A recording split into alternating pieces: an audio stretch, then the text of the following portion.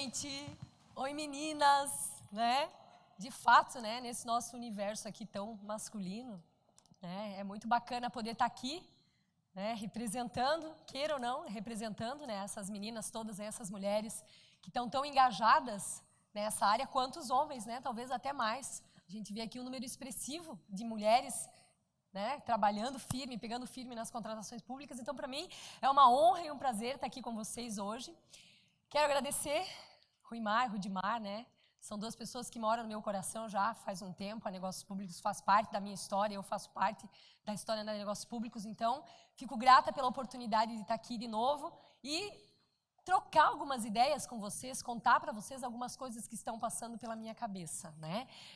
O Neto fez uma palestra muito bacana, muito leve, né? A gente estava comentando, eu e o professor Rony, essa hora é a última palestra do dia, né? Da manhã é difícil, está todo mundo cansado, mas a palestra do Neto foi tão leve que eu me sinto à vontade de começar a falar sobre um tema um pouquinho mais pesado, diria, né? Um pouquinho mais sério, que é a subcontratação nos contratos administrativos, né?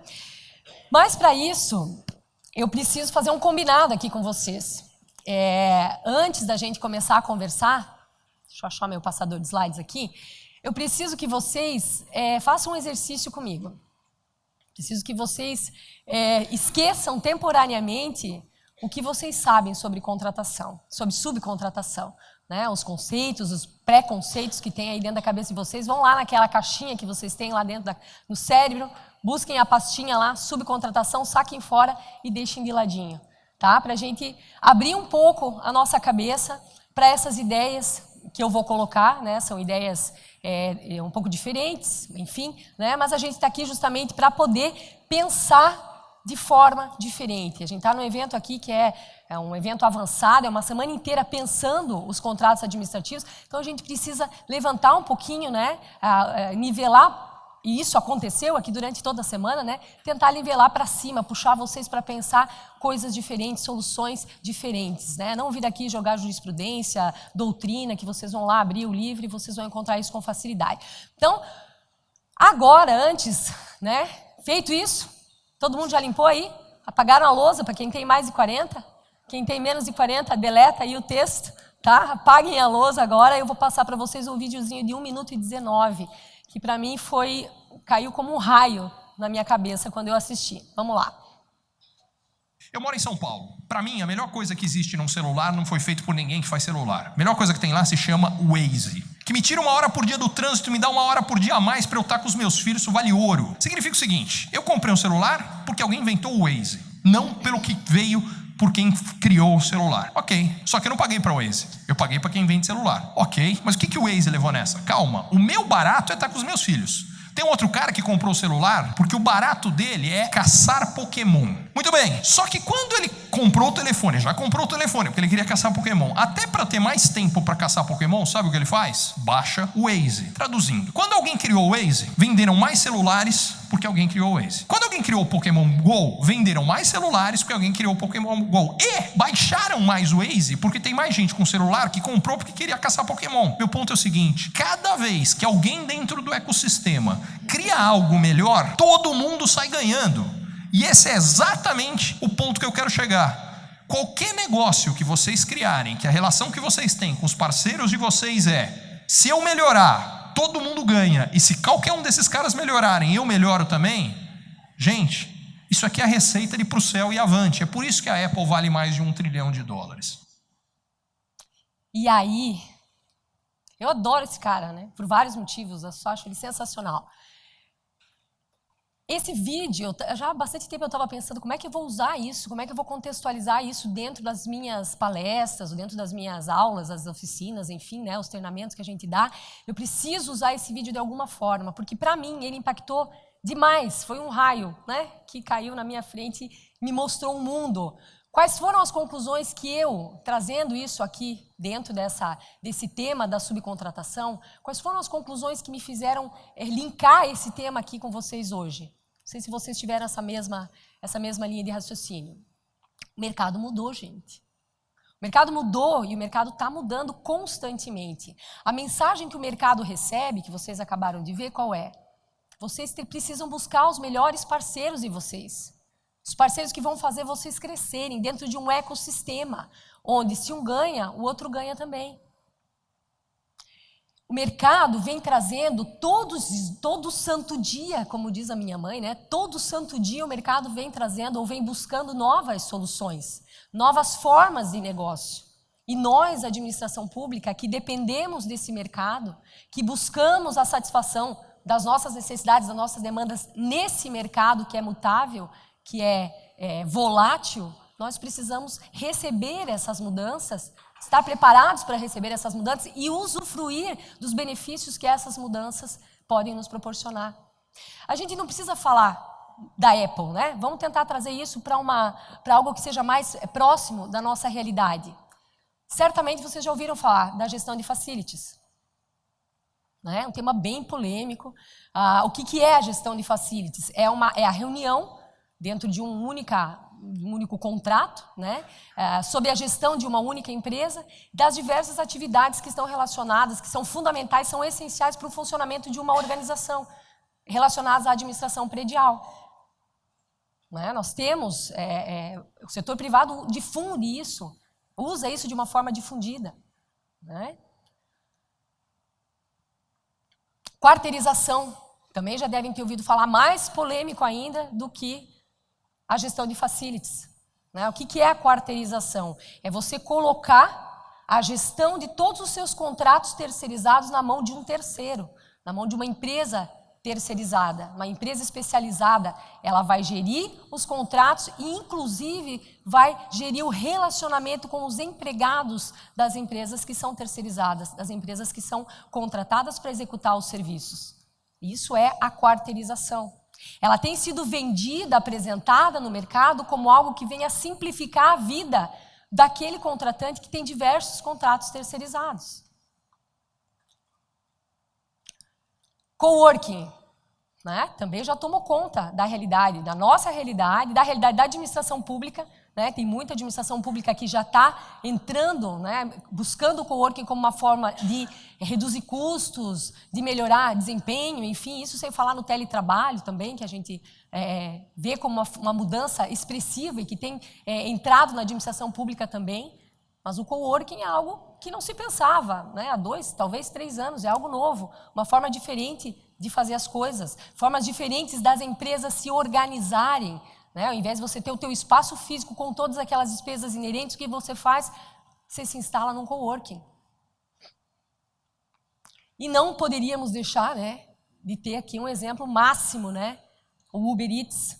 O Uber começou como sendo algo, né, o foco tendo transporte barato de passageiros, já evoluiu, ou seja, já cresceu, já mudou a característica do negócio para abranger também o delivery.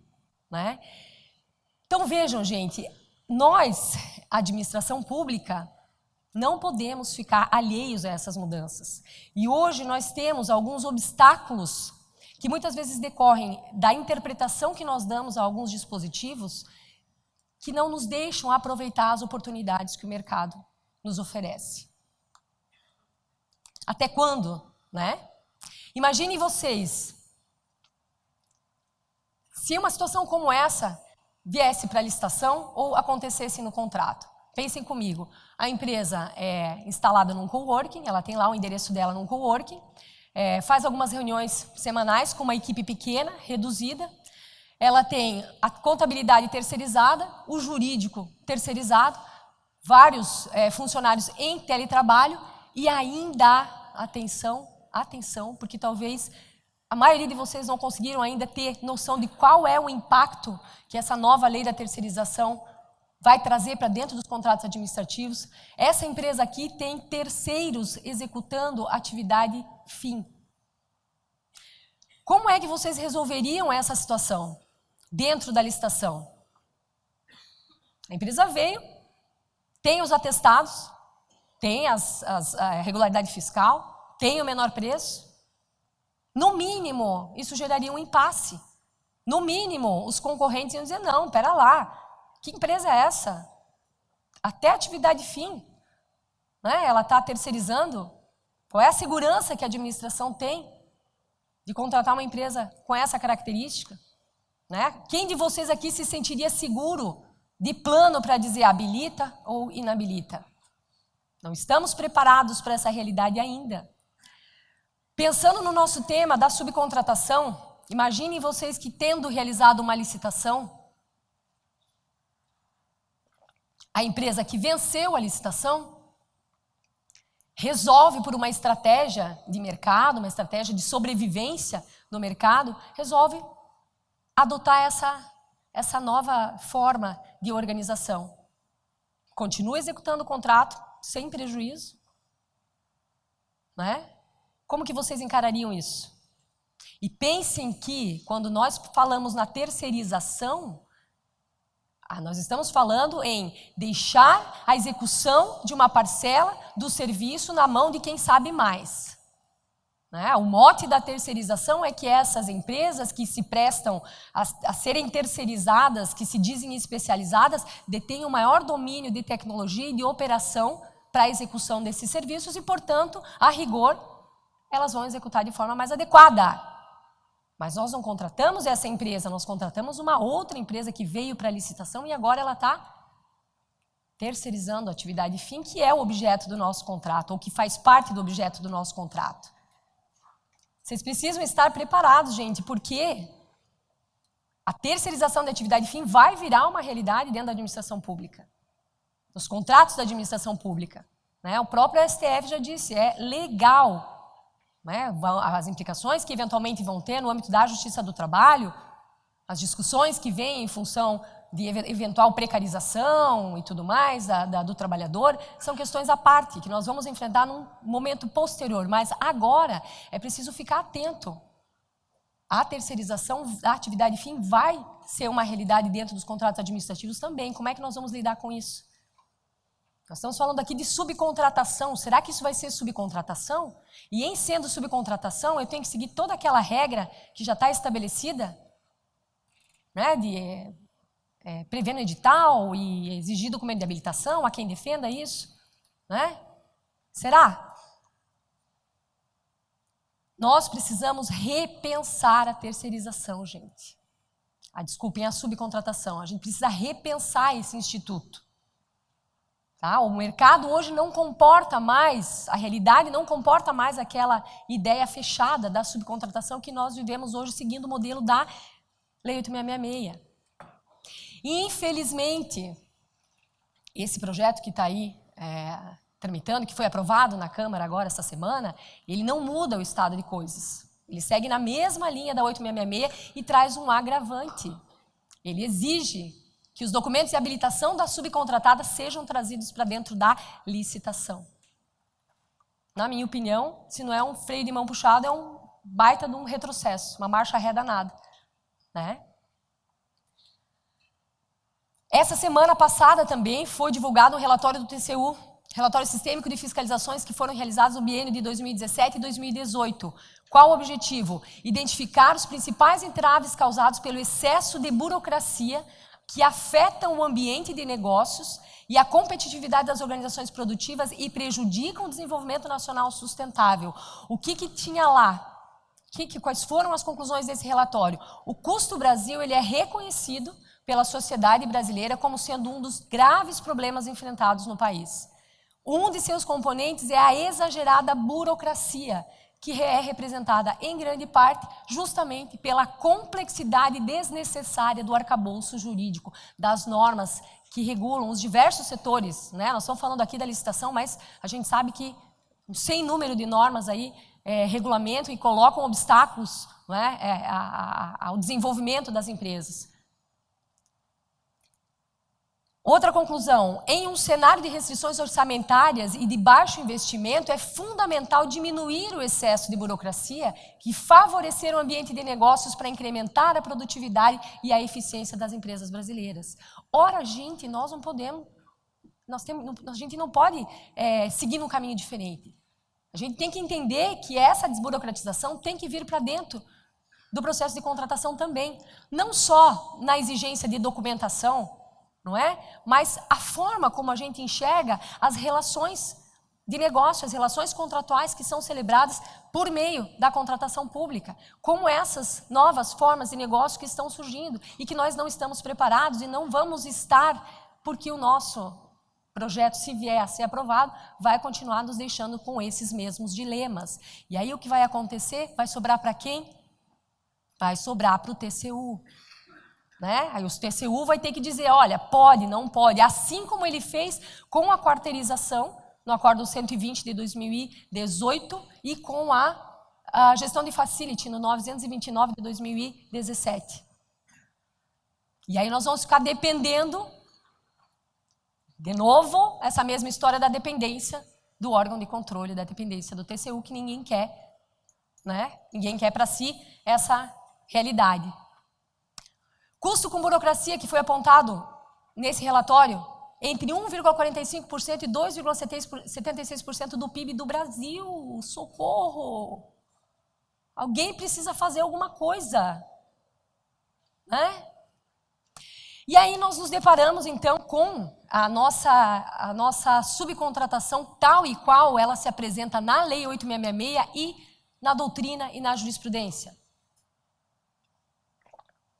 Será mesmo que eu consigo manter essa ideia, né? Necessidade de autorização em edital, delimitação pela administração pública das parcelas que podem, que não podem ser contratadas, e de identificação lá no edital e no contrato dos percentuais, exigência de documentos da subcontratada, rescisão do contrato decorrente de uma subcontratação eventualmente não prevista.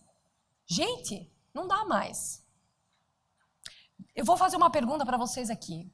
Quando vocês viram esse tema, subcontratação em contratos administrativos, possibilidades e limites, vocês não pensaram que a abordagem seria os percentuais e as parcelas? Eu posso apostar que 99% pensou isso, falou, graças a Deus, alguém vai me dizer como é que eu tenho que fazer para estabelecer, identificar as parcelas ou fixar os percentuais de subcontratação, porque eu não sei fazer isso.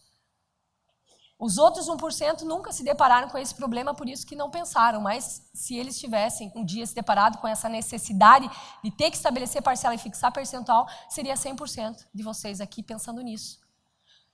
Não tenho como ajudar vocês nisso. Não tem como. Não existe uma fórmula. Percebam, gente, quem vende um produto conhece o seu produto. Quem compra, nem tanto. Né? É o que se chama de assimetria informacional, né? A análise econômica do direito tem trazido isso para dentro da contratação pública também. Nós não temos conhecimento suficiente do objeto para dizer o que pode e o que não pode subcontratar. Concordam? Sim, o professor Rony concorda. Então eu tô bem na fita. Não tem, gente. Eu não queria estar na pele de ninguém. Eu já tive várias pessoas me indagando, me questionando. Como é que eu faço? Qual é a fórmula para estabelecer? Por que que isso é tão importante? Porque isso vai definir a característica do contrato. Vai definir, né, como é que a prestadora de serviço vai prestar o serviço, com ou sem subcontratação, mas eu não sei se pode ou se não pode, quem diz isso é o mercado. Por que que eu tenho que dizer isso no meu edital? Né? Não é lúcido isso, gente. Não é lúcido. Exigência de documento de habilitação para quê? Se a relação que a administração pública tem com a subcontratada é zero, é nula. A relação que ela tem é com a contratada. A responsabilidade é da contratada. Eu não preciso trazer essa responsabilidade para mim, exigir documentação, burocratizar a minha licitação, chamar um terceiro, que talvez nem seja a empresa ideal, porque no momento da licitação, aquela empresa que está participando da licitação nem sabe se vai ganhar o contrato. Ela vai pegar qualquer uma ali, vai colocar ali a documentação para fins de suprir a demanda, a exigência do edital. Não faz sentido, gente. Infelizmente, a gente não está andando no caminho certo. A gente não pode continuar pensando dessa forma.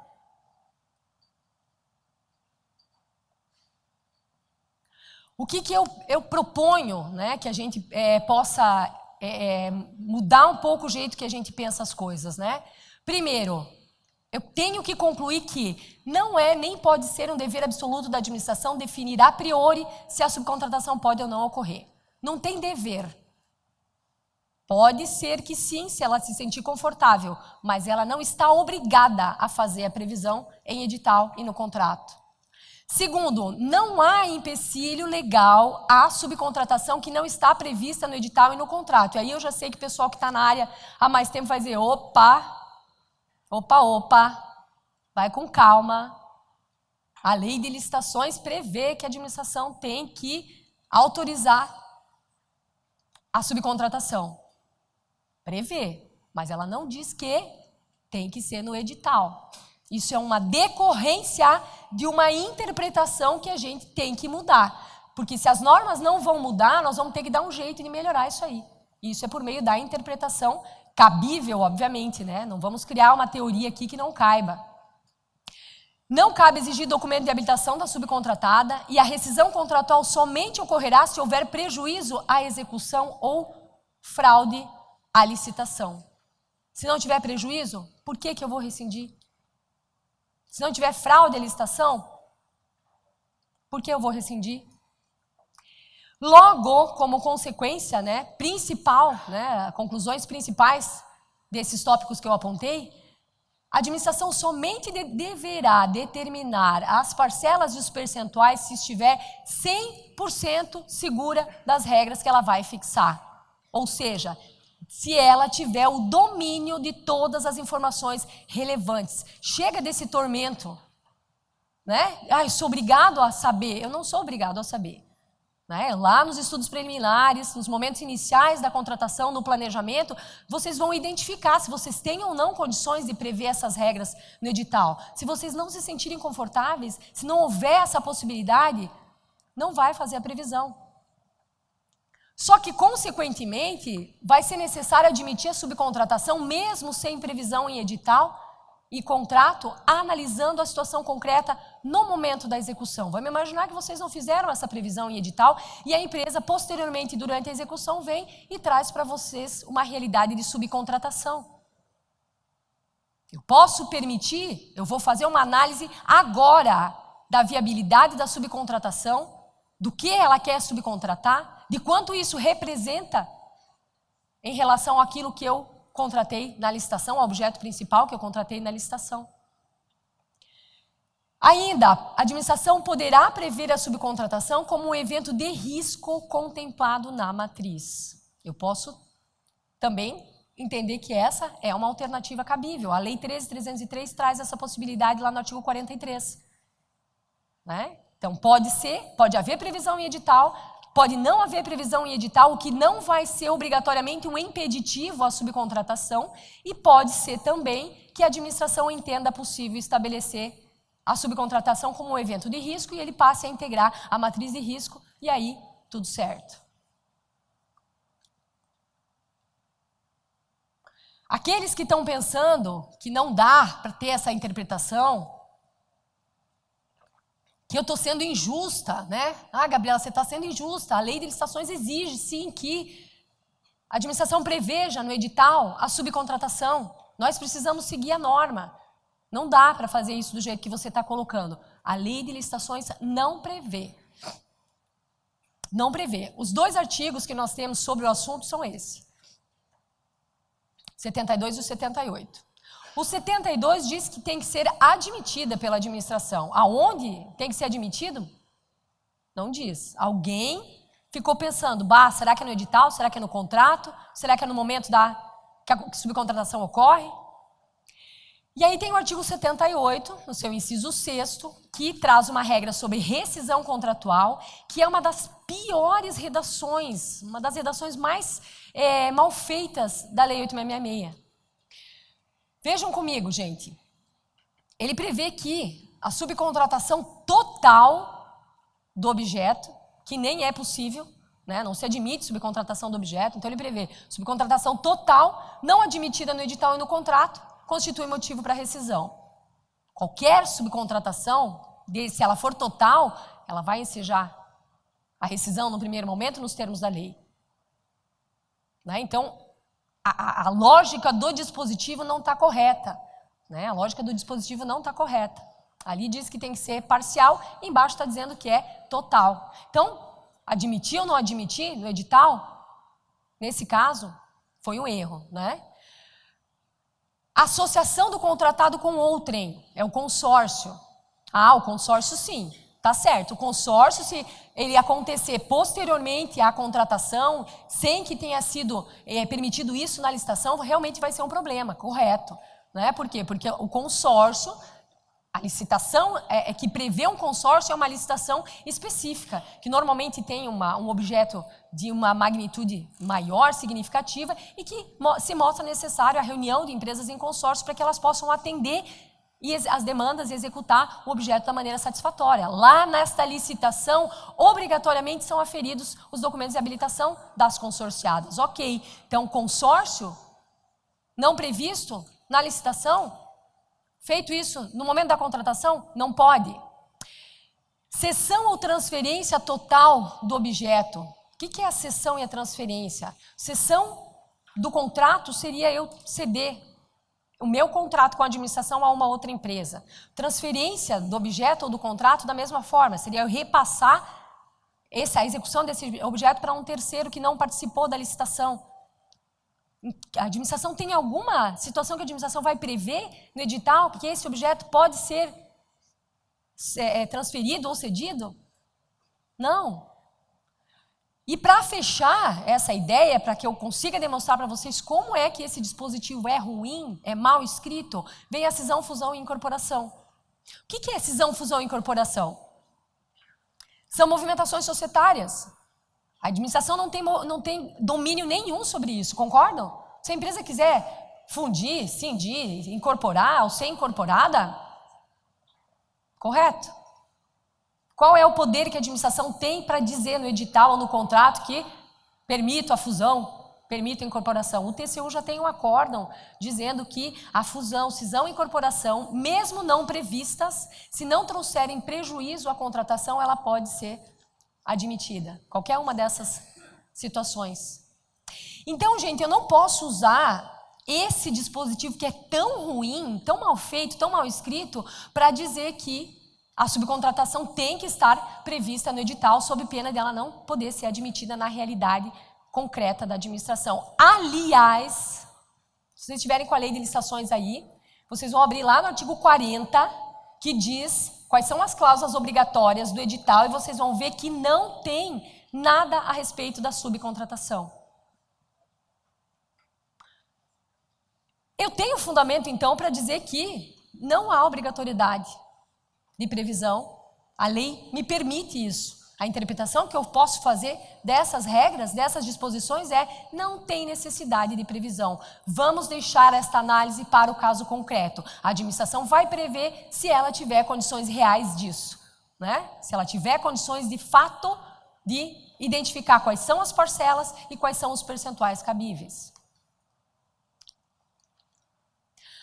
Aí, né, mas e aí? E a competição, como é que fica? Porque se eu não disser no meu edital que vai permitir a subcontratação, eu vou estar restringindo a competição? Claro que não, gente. A gente acabou de ver que o mercado, ele se regula desde que a administração não interfira negativamente. Né? E a isonomia? Não vai ter prejuízo a isonomia se eu não fizer a previsão no edital? Existe algum prejuízo? Eu não vejo prejuízo à isonomia. Eu não estou dando um benefício, eu não estou dando uma prerrogativa a ninguém, um privilégio a um igual em detrimento de um outro igual. Eu estou tratando todo mundo igual. Eu disse lá, o meu objeto é esse. Se você quer vir com subcontratação, sem subcontratação, o modelo de negócio é seu. São seus custos, contanto que você execute adequadamente. E aí, claro, né? Isso aqui ajuda bastante. O tal do Acórdão Salvador, tem um acórdão do TCU que dá uma dica, né, de que talvez o entendimento que está explícito em diversos outros acórdãos do TCU, de que tem que ter a previsão, né, alguns dizem que tem que exigir documento de habilitação, mas esse aqui, em especial, de 2015, analisando uma situação muito parecida com a gestão de facilities, né, em que a empresa tinha sido contratada para executar diversos serviços relacionados à manutenção predial e posteriormente havia subcontratado a manutenção de elevadores, o TCU disse o quê? A subcontratação parcial de serviços não necessita de expressa previsão em edital para acontecer, porque na maioria das vezes a possibilidade deve atender a uma conveniência e oportunidade da administração. Então existe aí uma linha, né? Também dentro do TCU, é um acórdão, a situação concreta específica era essa, mas há um supedâneo para um entendimento de que não há obrigatoriedade legal de prever a subcontratação em edital.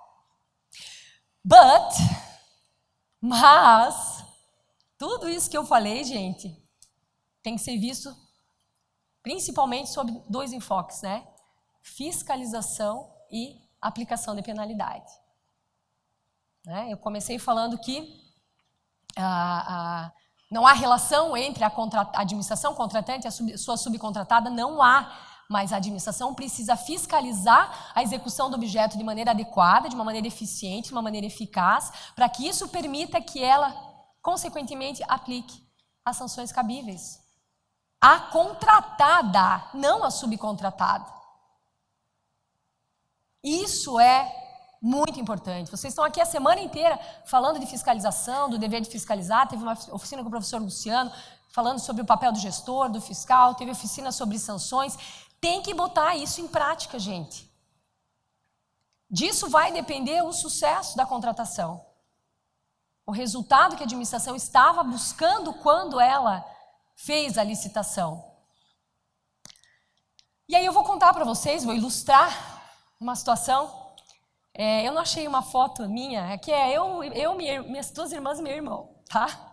Queria ter trazido uma foto, mas não achei uma foto que nós estejamos juntos desde pequenos, né? Então acabei botando aqui esse desenho mais alegre aqui. Lá em casa, então, a minha mãe, como as mães de vários de vocês, ou vocês mesmos, as mães que estão aqui, delegava serviços, né? Delegava tarefas, cada um tinha sua tarefa, enfim. E eu sendo... como que ela fazia, né? Qual era o estímulo ali? A gente tinha mesada, né? A mesada semanada, na verdade. Era uma semanada e quem cumprisse com todas as tarefas adequadamente ganhava a mesada e um pacote individual de salgadinho, porque normalmente em 4 a mãe comprava um pacote maior e a gente dividia, se matava para comer um salgadinho ali no final de semana, né? Enfim, aí ganhava lá o seu pacote individual de salgadinho. Eu, mais velha, né? Praticamente uma velhaca, né?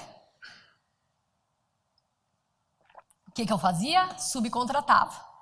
Eu tenho uma diferença de 2 anos entre os meus irmãos próximos, né? Resolvia fazer algumas subcontratações. Mais uma vez eu cometi um erro assim grosseiro. Eu subcontratei o meu irmão, que é o terceiro. Na época ele devia ter uns 5 anos, para arrumar minha cama. Para eu poder dormir um pouquinho mais. Eu estudava de manhã, ele estudava à tarde, então ele vinha lá e arrumava a minha cama e eu ia para a escola. E aí, no primeiro dia, eu já me dei mal. Minha mãe já me chamou no canto. Gente, sério, vocês já viram alguém do sexo masculino arrumando a cama? Vocês já prestaram atenção? Eu acho que devem existir algumas exceções, tá? Vocês depois me contem. Eu me deparei com esse dilema quando meu namorado, agora meu marido, mas meu namorado, resolveu uma vez me impressionar e resolveu arrumar a cama, né?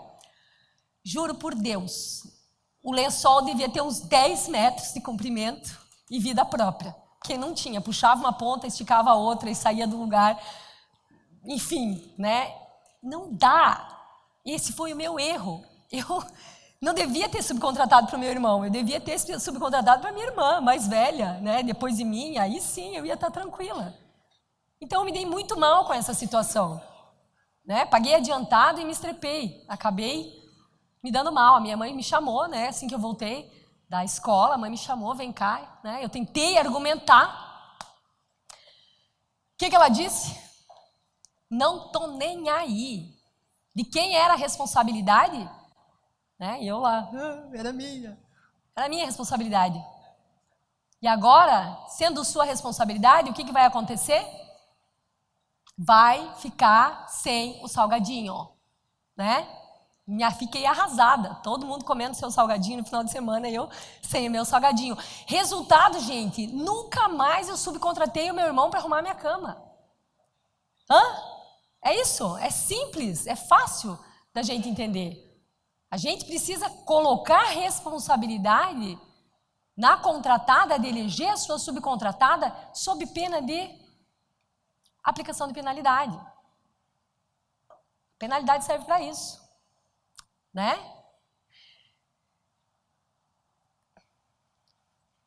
Cumprindo, um pouquinho atrasada, meio de ideias, né? Mas cumprido aí o nosso tempo, gente. Eram essas as minhas considerações, né? O que eu tinha aqui para colocar para vocês. Mas, antes de me despedir, eu quero deixar uma mensagem que ontem, casualmente, o professor Rony Charles me deu um insight, né? Nós saímos ontem, nós nos reunimos sempre, a gente gosta muito, os professores se reunir, são poucas oportunidades, a gente tem uma amizade muito bacana, e ontem nós saímos e tal, e bebemos um vinho chamado Gran Inimigo. Não sei se vocês conhecem, quem não conhece, se tiver oportunidade, é uma delícia. E aí, bebendo o vinho Gran Inimigo, o professor Rony falou, olha, o professor Pironte me contou uma história tão bacana da história desse vinho, que esse vinho, o nome dele foi dado em homenagem ao grande inimigo que mora dentro de nós. Para que nós possamos enfrentar esse grande inimigo, né? De uma forma suave, de uma forma tranquila. E a mensagem que eu quero deixar aqui para vocês é essa. Eu desejo que vocês possam identificar e enfrentar os grandes inimigos dentro de vocês, levem uma vida leve, uma vida plena, né? Uma vida agradável, ok? E sejam felizes e até a próxima. Muito obrigada.